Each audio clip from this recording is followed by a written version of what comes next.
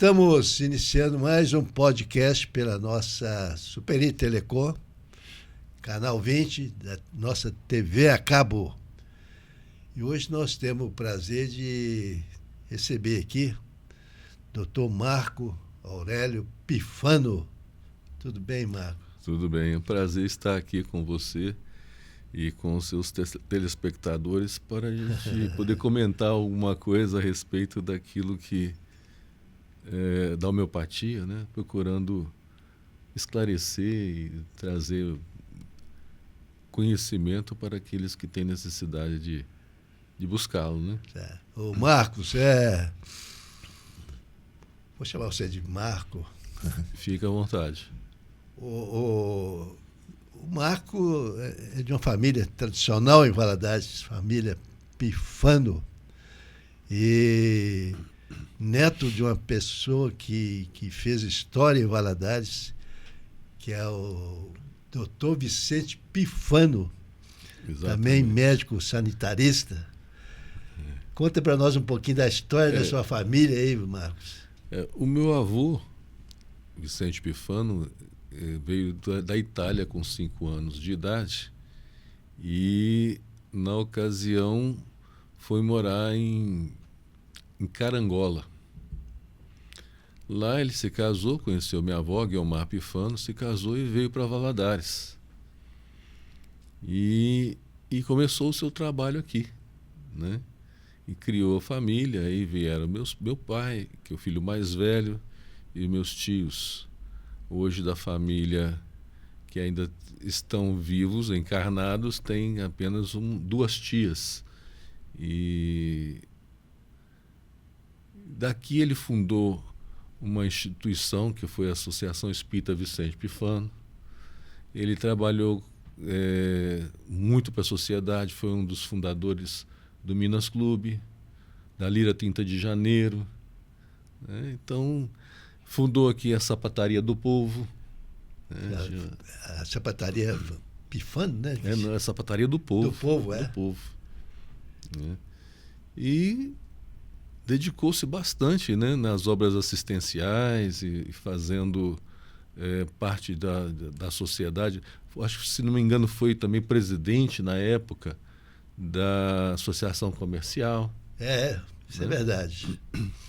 Então, teve uma vida de bastante envolvimento com as questões sociais. E ele era médico sanitarista, né, se não me engano? Não, ele não era médico, ele era sapateiro. Ah, não era médico, não? Não, ele era sapateiro. Ah, eu achei que fosse... Não, ele era sapateiro. E gostava, né, das questões sociais e o tempo todo envolvido em fazer o bem, tentar propagar o melhor que ele podia de conhecimento e de bem-estar, mas era sapateiro. Eu tinha uma formação errada, que o Vicente Pifano teria sido médico sanitarista do CESP. O primeiro médico da família sou eu. Depois de mim, aí a coisa desandou. Hoje tem bastante médico na família. Tem. Mas o primeiro médico da família fui eu. Meu pai tinha vontade de ser médico, né? O sonho da vida dele era ser médico, mas as condições econômicas da época não favoreciam. Então meu pai começou a estudar mesmo, né? Fazer o curso ginasial já com 18 anos. Isso porque uma vez, indo a um congresso espírita no Rio de Janeiro, ele estava com 18 anos e lá todos os jovens que participavam tinham curso universitário e ele não. E ele ficou muito envergonhado de ter só o curso primário. Ele foi chamado para representar a cidade e o estado numa conferência e ele ficou envergonhado de ver aqueles jovens todos universitários e ele tinha só o curso primário. Foi aí que, retornando para Valadares, ele resolveu estudar. Na época, chamavam-no de o pai da sala, pai da classe, porque ele já tinha barba, já estava começando a ficar careca e no meio da meninada, né? E foi assim, ele fez o curso de contabilidade, com o curso de contabilidade, ele se associou com Tennyson Fabre. E eles tiveram um escritório de contabilidade e advocacia. Depois foi advocacia, primeiro de contabilidade, aqui na Rua Barão do Rio Branco, chamado Tenita, Tennyson e Ítalo, né? E nessa ocasião eles resolveram, então, já estavam casados os dois, resolveram fazer o curso de Direito. Em Vitória. Em Vitória, no Espírito Santo. Eu lembro disso. Aí foram. E eles iam... Ele e o Ronald Amaral fizeram o curso lá em Vitória. E então eles iam e faziam o curso, voltavam para cá e trabalhavam. Então eles iam, faziam as provas, né? Os colegas davam presença para eles, aqui eles estudavam e iam fazer as provas até chegaram a se formar. E aí o escritório passou a ser escritório de contabilidade e direito, sendo que aí meu pai parou de dedicar-se à contabilidade e dedicou-se mais ao direito, né? Aliás, dedicou totalmente ao direito. E com isso seguiu em frente, né? E o Ítalo é uma pessoa muito conceituada e muito querida. Nós temos aqui, o Marcos, depoimento, nós temos uma matéria com o Ítalo Epifânio, que depois eu vou te mandar. Que bom. Muito interessante. Marcos, e aí, e a sua história? Você acabou fazendo o curso de medicina, não quis fazer direito, nem ser sapateiro? Não, aconteceu o seguinte, eu via a luta do meu pai, né? Eu via a luta do meu pai, as dificuldades pelas quais nós passávamos, porque o meu pai era considerado, advogado é rico. Mas só nós sabíamos a quantidade de trabalho que ele tinha e as dificuldades que a gente passava. Então eu falei assim, eu não quero ser advogado. Desde os 2 anos de idade, eu dizia que eu queria ser médico. Eu operava barata, eu operava minhoca. Então eu pedi à minha mãe para fazer para mim uma roupa branca e escrever no bolso da camisa Dr. Marco Aurélio. Isso com 2 anos de idade. Então nunca passou pela minha cabeça outro curso que não medicina durante a vida toda. Exceto uma vez, quando eu cheguei no vestibular. No vestibular, aí foi difícil, eu fiz 10 vestibulares de medicina. Passei no 9º. Mas, antes que isso acontecesse, as decepções, porque eu estudava muito, e chegava no vestibular, não conseguia passar. O emocional não ajudava. Não ajudava. Então eu falei, se eu não passar no próximo vestibular, que foi no vestibular, eu vou tentar direito. Porque eu sei que os pontos que eu faço para a medicina, eu passo em qualquer faculdade. E passava, porque eu fazia pontos que passava até em curso de arquitetura, só não passava no curso de medicina. Então eu cheguei, nessa ocasião fui convocado para fazer o tiro de guerra, aqui. E eu estava fazendo cursinho em Belo Horizonte. Então eu tive que largar o cursinho em Belo Horizonte, vir para Valadares e começar a fazer o tiro de guerra. Então eu passei a estudar sozinho, eu e um outro colega, que era de Valadares também, e que estava fazendo cursinho em Belo Horizonte junto comigo, voltamos, então nós passamos a estudar juntos. Nós tínhamos as apostilas do cursinho, então a gente ia para o tiro de guerra, depois do tiro de guerra eu ia para a casa dele, e nós estudávamos na parte da manhã e estudávamos na parte da tarde. Assim, com uma certa folga, porque o dia que ele não estava afim, ele ligava para mim e arranjava desculpa. O dia que eu estava com outros interesses, eu ligava para ele e arranjava desculpa. E assim nós fizemos, naqueles 6 meses de tiro de guerra, estudamos com um certo relaxamento, com mais tranquilidade, sem aquela tensão de cursinho, né? No último mês, depois de terminar, antes do vestibular, depois de terminar o tiro de guerra, até o sargento falava comigo assim, você não passou até agora, você precisava fazer o tiro de guerra, mas depois que você fizer o tiro de guerra, você vai passar. E aí você acabou entrando na escola de medicina. Acabei. Aí, no último mês, nós fomos e fizemos um super intensivo em Belo Horizonte e fomos fazer o vestibular.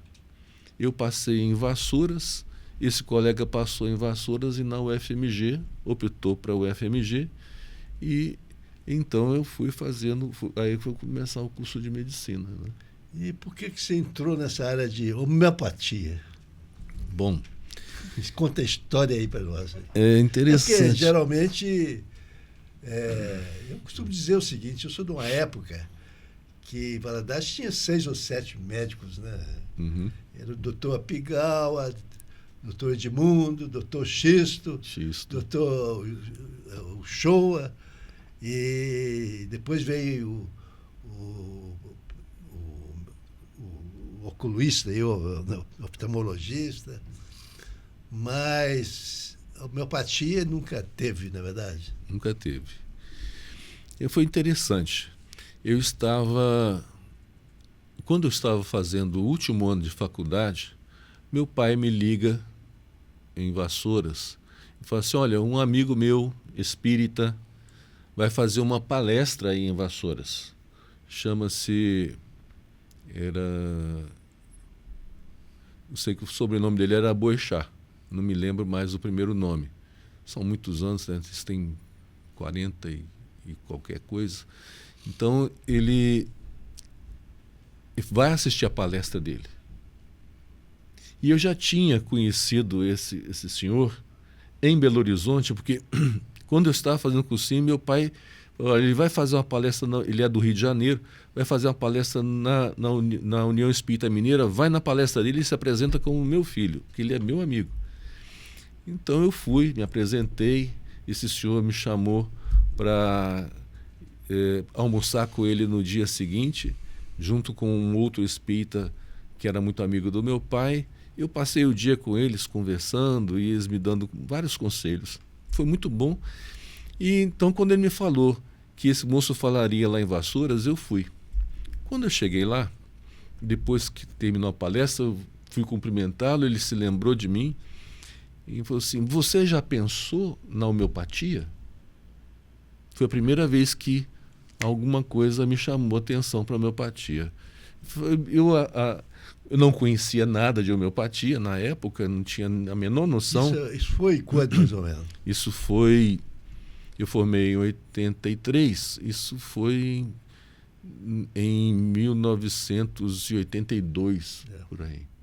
Então, ele me disse, pensa na homeopatia. Eu desconsiderei, não me preocupei com aquilo, porque eu não tinha a mínima noção do que era homeopatia, né? Mas ficou aquilo na minha mente, pensa na homeopatia.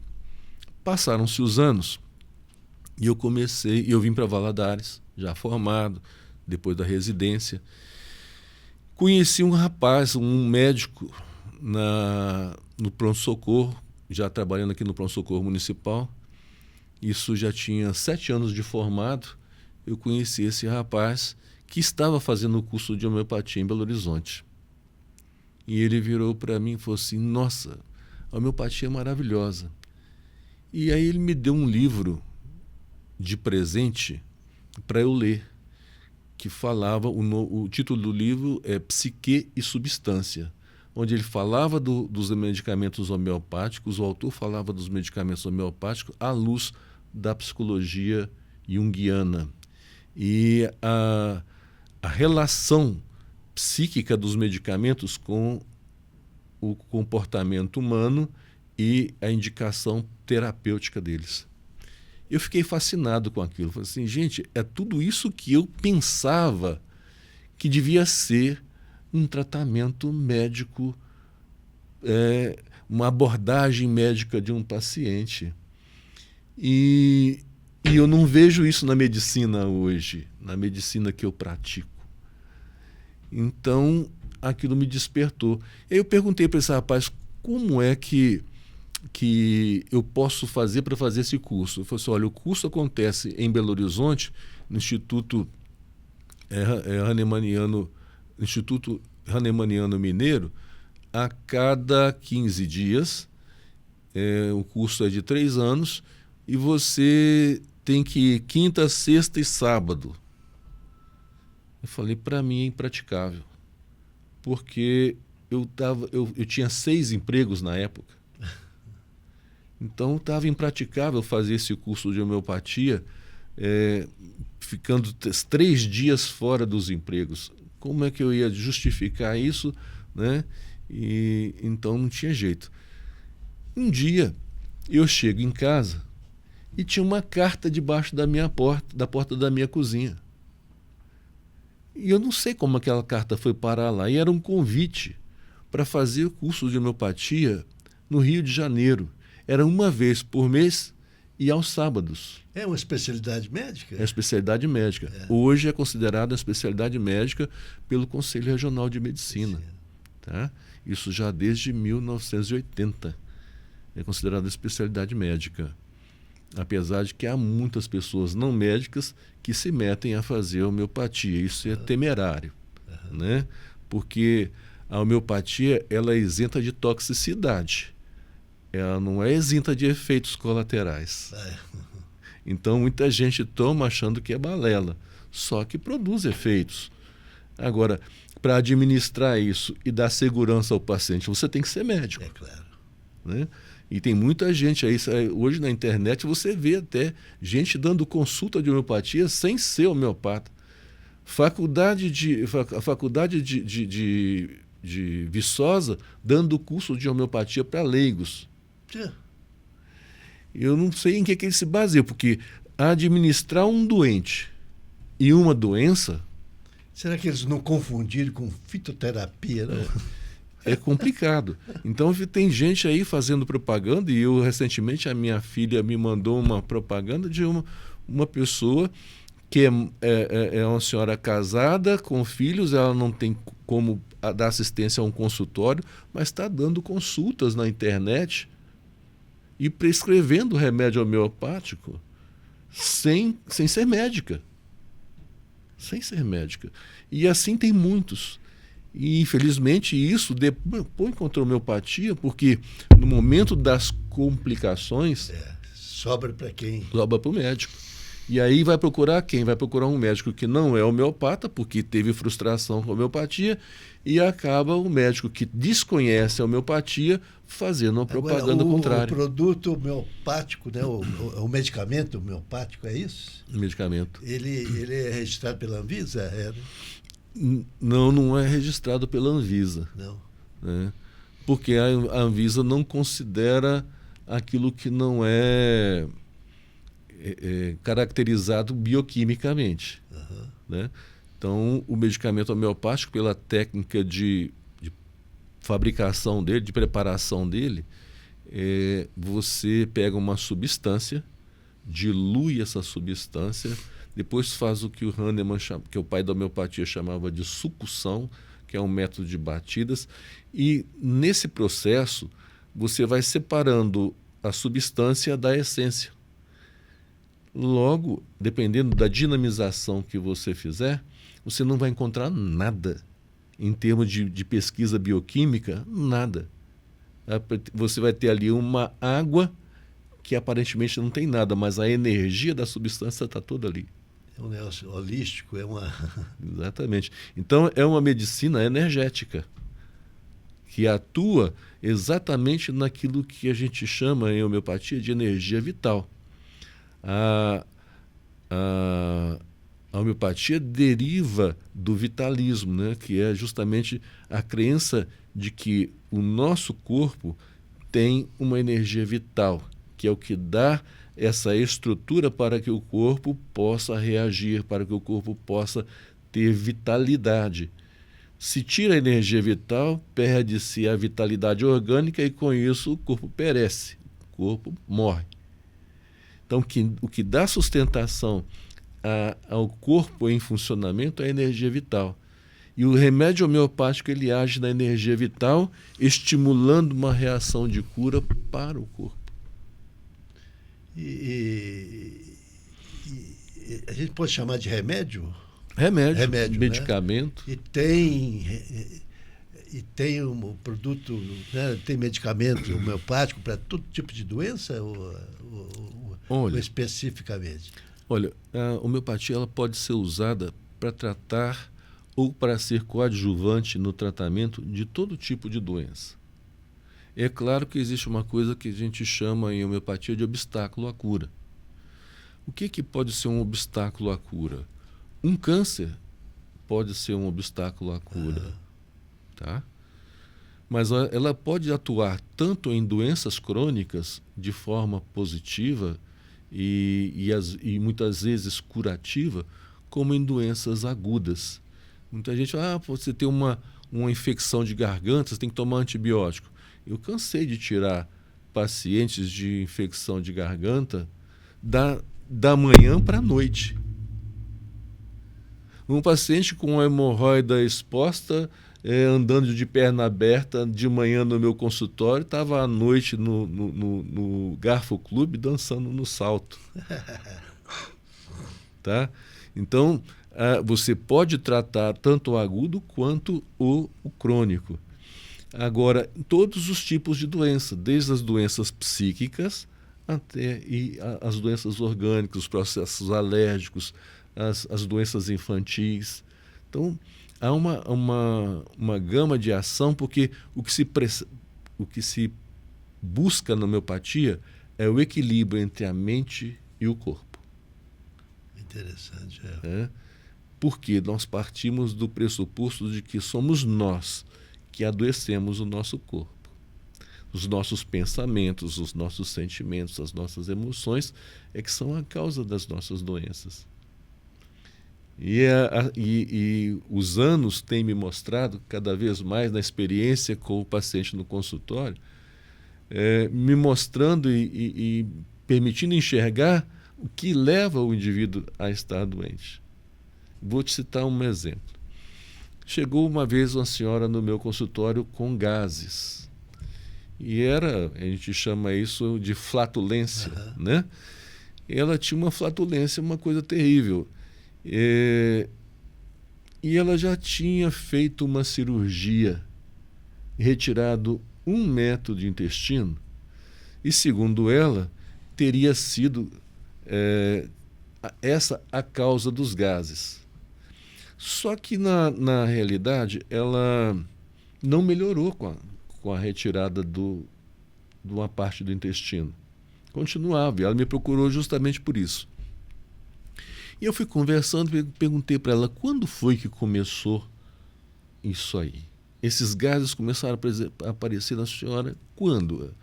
De quando que só começou a notar essa intensidade de gases e tal? Falei assim, isso foi quando meu marido foi embora para os Estados Unidos. Eu falei, mas o marido da senhora precisava de ir? Eu falei, não, meu marido já era aposentado, nós temos um só filho, esse filho já estava formado, o dinheiro que ele ganhava dava para a gente, eu não queria que ele fosse e ele foi. Assim mesmo. E depois que ele foi, eu comecei a ter isso. E foi aumentando. E quando a senhora foi operada, já tinha quanto tempo que ele estava lá? Já tinha 1 ano. E o que aconteceu quando a senhora operou? Meu marido veio embora. Falei, então a senhora perdeu 1 metro de intestino para trazer seu marido de volta. Né? Só perdeu 1 metro começou a ter um problema porque o seu marido foi embora, quer dizer, o seu estado emocional gerou uma alteração funcional no seu organismo, e isso acontece, né?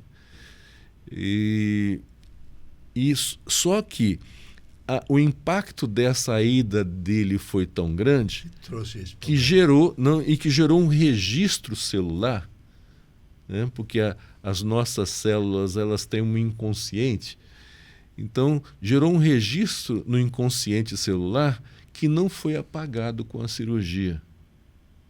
E a senhora está me procurando justamente para que eu mande uma outra informação para o seu organismo energética que combata aquela informação que a senhora mandou para que a senhora se reabilite. Então, não adiantava eu passar um remédio para gases eu tinha que passar um remédio para ela. Então, o remédio homeopático é um remédio para a pessoa. A gente considera principalmente os sintomas mentais para elencar um medicamento homeopático. Os sintomas mentais, os sintomas comportamentais. Então, por exemplo, vamos supor que você seja uma pessoa ansiosa. Eu vou te questionar em que situações você fica ansioso. Eu fico ansioso se eu tenho uma conta para pagar tal dia. Eu fico ansioso se eu tenho uma visita para fazer ou para receber. Eu fico ansioso se eu vou viajar. Então, essa ansiedade é denominada uma ansiedade por antecipação. E no repertório de sintomas mentais homeopáticos existe essa rúbrica, ansiedade por antecipação. Aí eu te pergunto, e como você é com relação à sua aparência? Você é uma pessoa vaidosa, muito vaidosa, pouco vaidosa? Ou não tem vaidade nenhuma? Não, eu vivo na frente do espelho, eu sou muito vaidoso. Então, isso aí já é uma outra rúbrica. Quando eu cruzo a vaidade que você tem com o tipo de ansiedade que você tem, me dá um único remédio homeopático. Que quando eu passo para você, melhora a sua ansiedade, diminui o excesso de vaidade. Você não vai deixar de ser vaidoso, mas não vai ser um vaidoso doente com a vaidade, né? E a sua saúde, vamos supor que você estava ali com uma gastrite, ou uma sinusite, ou um processo respiratório qualquer, melhora também. Porque aquilo é consequência do seu estado de comportamento. Você adoece o seu corpo com o seu modo de ser, de sentir e de viver. Então tem que ter um pouco de psiquiatria. Tem que ter um pouco de psicologia. Psicologia. Tem que ter muita psicologia. É interessante. Entendeu? Então, com isso, eu fui fazer o quê? Ao longo dos anos, eu fui fazer cursos na área da psicologia. Então, eu fiz um curso de psicologia sistêmica, eu fui fazer trabalhos de busca de autoconhecimento, para que eu tivesse condição de fazer uma leitura do meu paciente e devolver para ele o entendimento do que está levando ele a adoecer. Ô Marcos, nós estamos aqui conversando com o Dr. Marco Aurélio Pifano, médico homeopata, que está nos trazendo aqui uma lição de saúde e de psicologia. Ô Marcos, e como é que fabrica esses remédios? Bom, existe... Não vê, porque eu nasci dentro de uma farmácia, na verdade, e tinha um setor só de medicamentos homeopáticos, né? Tinha até números, se não me engano. Mas hoje você não vê mais isso, entendeu? Como é que... Antigamente faziam-se os medicamentos homeopáticos e colocavam sempre em baixas dinamizações para poder... As baixas dinamizações, elas têm uma ação mais efetiva para os quadros agudos. E a nossa cultura é cultura do imediatismo. Você quer solução para o seu problema? É para ontem, não é para agora nem para hoje, é para ontem. Então, a dor não espera. Então, na realidade, esses medicamentos que eram vendidos nas estantes das farmácias eram medicamentos em baixas dinamizações e que atuavam mais nos quadros agudos. Então, você tinha... Porque uma coisa que a gente precisa considerar, o que é a homeopatia? A homeopatia é uma ciência, né, que estuda o mecanismo de cura através da lei dos semelhantes. Então, você vai dar para um paciente... O que é a lei dos semelhantes? É dar para um paciente um medicamento que, experimentado numa pessoa sadia, causa os mesmos sintomas que essa pessoa que doente está sentindo. Então, não é um medicamento que acaba com o sintoma. Como, por exemplo, eu quero combater uma febre, eu dou uma dipirona. Ela corta a febre. Mas o que é a febre? A febre é um mecanismo saudável do organismo de reação e defesa. E também serve de alerta e sinal. Né? Então, é um mecanismo de defesa. Quando eu vou dar homeopatia, eu vou dar um medicamento não que corta a febre, mas que causa uma febre igual à sua numa pessoa sadia. Então, quando você usa esse medicamento, ele vai fazer o quê? Com que o seu organismo reaja mais rápido. Então, pode ser que a febre, naquele momento imediato em que você tomou o remédio, faça uma intensificação. Ela intensifica e depois cai, porque o seu organismo reagiu. Marcos, o nosso controlador ali de tempo está alertando que o tempo está curto, entendeu? Uhum. Mas eu tenho duas perguntas para você ainda. Primeiro, o seguinte: você já foi presidente do Conselho Regional de Medicina, né? Eu fui presidente da Associação Médica, né? De Governador Valadares. Como é que você vê hoje tanta escola de medicina? Uhum. E hoje tá em voga, né? Existe um ranking, né? Uma avaliação de escolas de medicina hoje praticamente com nível 0. Exatamente. A preocupação, como a gente estava comentando antes de iniciarmos, a nossa preocupação é com uma proliferação excessiva de escolas de medicina de baixa qualidade. Essa foi a nossa luta na Associação Médica, junto com o Conselho Federal de Medicina e o Sindicato dos Médicos, há alguns anos, né? E antes que houvesse essa proliferação como houve de 20 anos para cá. 20 anos? 20 anos, não, de uns 15 anos para cá. Então, naquela época, nós lutávamos para que não houvesse abertura de novas escolas de medicina, porque a qualidade do ensino médico já estava sofrível naquela época. De lá para cá, só em Valadares surgiram 2 cursos de medicina. Tem curso de medicina em Ipatinga, Teófilo Otoni, Caratinga. Para que tanta faculdade de medicina? A prospecção é que até 2030 nós tenhamos mais médicos do que enfermeiros. É um absurdo, né? Então, a coisa tá deteriorando. E a gente observa no dia a dia, na lida diária do hospital, em contato com médicos residentes, com estudantes de medicina, realmente uma queda na qualidade. Médicos recém-formados, despreparados, dando plantão em pronto-socorro, sem a preparação adequada para estar assumindo aquela responsabilidade. Né? Médicos trabalhando sem residência. É claro que o médico forma, ele quer trabalhar porque ele investiu muito. Ele quer ganhar dinheiro porque ele investiu muito e precisa de um retorno.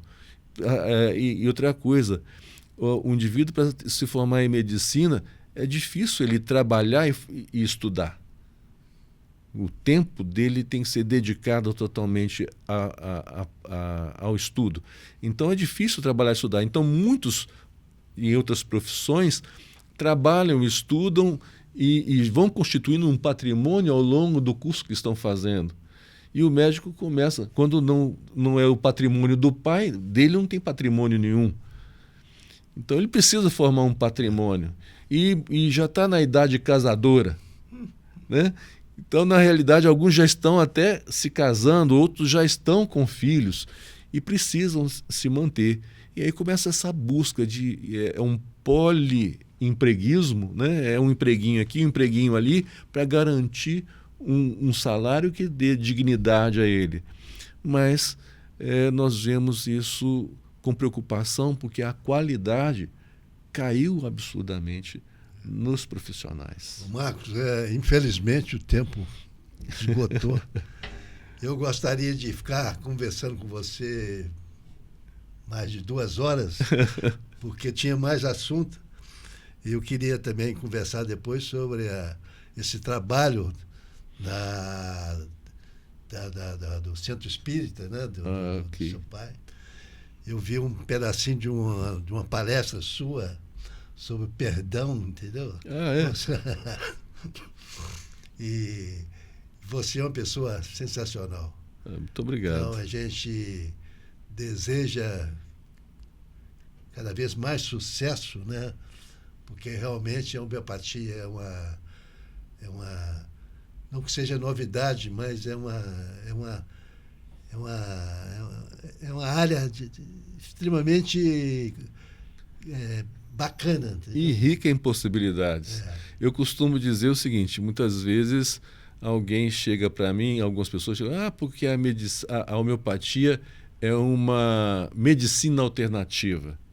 E eu refuto essa afirmativa dizendo o seguinte, na realidade, a homeopatia é uma alternativa para a medicina. Então é isso aí. Marcos, muito obrigado. A gente volta a dizer da importância da família Pifano em Valadares. Muito obrigado. Do seu avô Vicente Pifano, que eu até me enganei aqui, o Google me deu a informação errada, que seu avô era médico sanitarista. Eu até estranhei também, porque para mim o Vicente Pifano sempre foi, né, dono de uma sapataria. Sapataria do Mas povo. sabia, porque eu também fui diretor da Associação Comercial. Lá também está registrado, né, o Vicente Pifano. Tem algumas ruas em Valadares com o nome de Vicente Pifano. Tem. Né? Tem o Centro Espírita Vicente Pifano. Pifano. O seu pai, Ítalo Pifano, uma pessoa também que todos tinham muita estima por ele. Então a gente quer agradecer a sua presença e resgatar um pouco da história da família Pifano. Tá, okay. E sucesso aí. Eu agradeço, né? Agradeço esse convite e me coloco à disposição para a hora que você quiser a gente reiniciar o bate-papo. Muito obrigado, Marcos. E muito obrigado aos nossos assinantes pela atenção e até mais uma vez um outro podcast. Ok. Muito obrigado.